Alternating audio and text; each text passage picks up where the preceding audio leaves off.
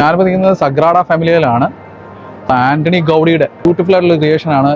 Architectural Marvel എന്ന് വേണമെങ്കിൽ പറയാം. ഒരുപക്ഷെ ഇതിൻ്റെ പണി തീരുമ്പോഴത്തേക്ക് 2026 ഇതിൻ്റെ പണി തീരുമെന്ന് വിശ്വസിക്കുന്നത്. അത് തീർന്നു കഴിയുമ്പോഴത്തേക്ക് ഒരുപക്ഷെ ലോകത്തിൽ തന്നെ ഒരു 8ാമത്തെ ഒരു ലോകാത്ഭുതം കൂടി ഉണ്ടാവും. ബാർസലോണ എന്ന് പറഞ്ഞൊരു സിറ്റി ഇനി അറിയപ്പെടാൻ പോകുന്നത് ഈ ഒരു കത്തീഡ്രലിൻ്റെ പേരിലായിരിക്കും. കൺസ്ട്രക്ഷൻ നോക്കിക്കഴിഞ്ഞാൽ അറിയാം, ഇതിനകത്ത് ബീമുകളോ കാര്യങ്ങളോ ഒന്നും കൊടുത്തിട്ടില്ല. എല്ലാം പണ്ട് ഇവിടെ ഒരു കാടായിരുന്നെന്നാണ് പറയുന്നത്.